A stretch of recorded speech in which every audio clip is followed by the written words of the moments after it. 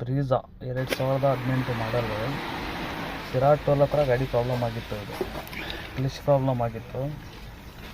Customer ನಮಗೆ dealer Sadiq ಅಣ್ಣ phone ಮಾಡಿದ್ರು, ಈ ಥರ ಗಾಡಿ ಪ್ರಾಬ್ಲಮ್ ಆಗಿದೆ ನಿಮ್ಮ ಫ್ರೆಂಡಿಂದು, ಹೋಗಿ ಒಂದು ಸ್ವಲ್ಪ ಏನಾಗಿದೆ ನೋಡಿ ಅಂತ ಇತ್ತು.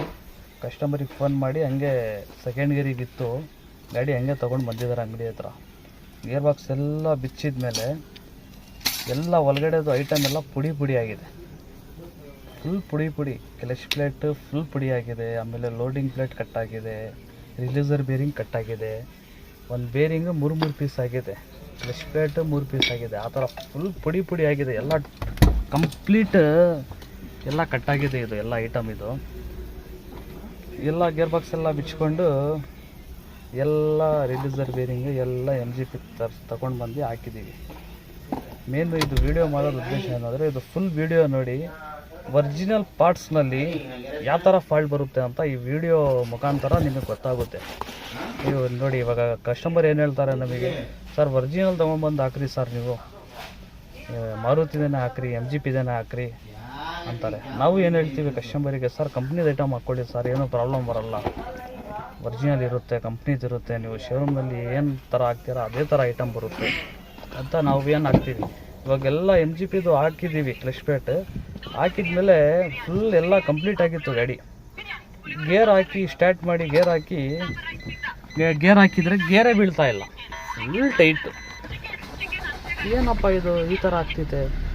ಕ್ಲಚ್ ಪ್ಲೇಟ್ ಹೊಸದು ಹಾಕಿದ್ದೀವಿ, ಬೇರಿಂಗ್ ಹೊಸದು ಹಾಕಿದ್ದೀವಿ, ಕ್ಲಚ್ಚೂ ಫುಲ್ ಇದೆ, ಗೇರೇ ಬೀಳ್ತಾ ಇಲ್ವಲ್ಲ ಅಂತ ನೋಡಿ.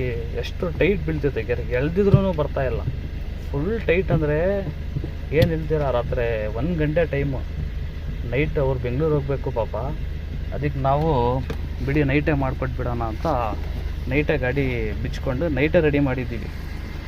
ಆದರೆ 1 ಗಂಟೆವರೆಗೂ ಕೆಲಸ ಎಲ್ಲ ಕಂಪ್ಲೀಟ್ ಮಾಡಿ ಸ್ಟಾರ್ಟ್ ಮಾಡಿ ಗೇರ್ ಹಾಕಿದರೆ ಗೇರೇ ಬೀಳ್ತಾ ಇಲ್ಲ ನೋಡಿ. ಬೇರಿಂಗೂ ಹೊಸದು ಹಾಕಿದ್ದೀವಿ, ಕ್ಲಚ್ ಪ್ಲೇಟೂ ನೋಡಿ ಹೊಸದು. ತಿರ್ಗಾ ಓಪನ್ ಮಾಡಿದ್ದಾರೆ ಗೇರ್ ಬಾಕ್ಸ್, ಏನು ಫಾಲ್ಟ್ ಇದೆ ಇಲ್ಲ ಕ್ಲಚ್ ಪ್ಲೇಟ್ ಫಾಲ್ಟ್ ಇದೆ ಅಂತ.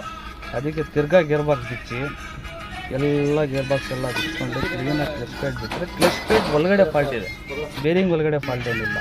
ಆಮೇಲೆ ಗೇರ್ ಬಾಕ್ಸ್ ಒಳಗಡೆ ಏನೂ ಫಾಲ್ಟ್ ಇಲ್ಲ. ಕ್ಲಚ್ ಪ್ಲೇಟು ಲೋಡಿಂಗ್ ಪ್ಲೇಟ್ ಐತಲ್ಲ, ಎರಡರಲ್ಲಿ ಫಾಲ್ಟ್ ಇದೆ. ಕಂಪ್ನಿ ಐಟಮ್ ಫಾಲ್ಟ್ ಬರೋದು ಚಾನ್ಸೇ ಇಲ್ಲ, ಅದು ಫಾಲ್ಟ್ ಬಂದಿದೆ.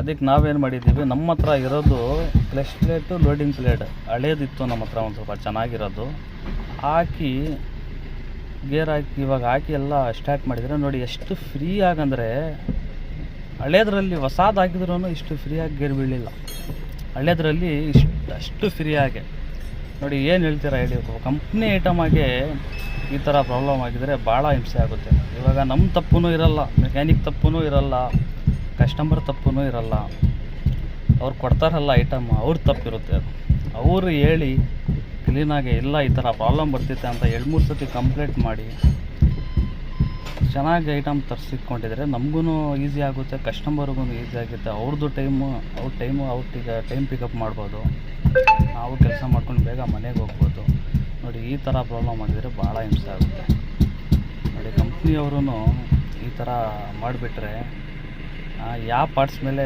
ನಂಬಿಕೆ ಮಾಡಬೇಕು. ನಾವು ಒಂದು 100% ಆಗುತ್ತೆ, ಒಂದು ಕಂಫರ್ಟೇಬಲ್ ಒಂದು ಇದರಲ್ಲಿ ಮಾಡ್ತೀವಿ ನಾವು ಕೆಲಸ. ಒರಿಜಿನಲ್ ಪಾರ್ಟ್ಸ್ ಹಾಕಿದ್ದೀವಿ, ಯಾವುದು ಕಾರಣಕ್ಕೆ ಬರಲ್ಲ ಅಂತ ನೋಡಿ. ಎಷ್ಟು ನೋಡಿ, ಕಂಪ್ನಿ ಡೇಟ್ ಸಮೇತ ಇದೆ, ಮಾರುತಿದು ಡೇಟೂ ಇದೆ ನೋಡಿ. ಏನು ಹಳೆಯದು ಸ್ಟಾಕೂ ಅಲ್ಲ, ಅದು ಡೇಟೂ ಇದೆ ನೋಡಿ, ಅದರಲ್ಲೇ ಇದೆ ನೋಡಿ ಡೇಟ್, ಈ ವರ್ಷದ್ದೇನೆ ಅದು ಡೇಟ್ ಇದ್ರೂ ಈ ಥರ ಕಂಪ್ಲೇಂಟ್ ಬರ್ತಿದೆ ನೋಡಿ. ಮೆಕ್ಯಾನಿಕ್ಗಳು ಒಂದು ಸ್ವಲ್ಪ ನೋಡಿ, ಒರಿಜಿನಲ್ ಪಾರ್ಟ್ಸ್ ನೋಡಿ ಹಾಕಿರಿ, ಹಾಕಿದ್ರೂ ಪ್ರಾಬ್ಲಮ್ ಬರ್ತಿದ್ದೆ.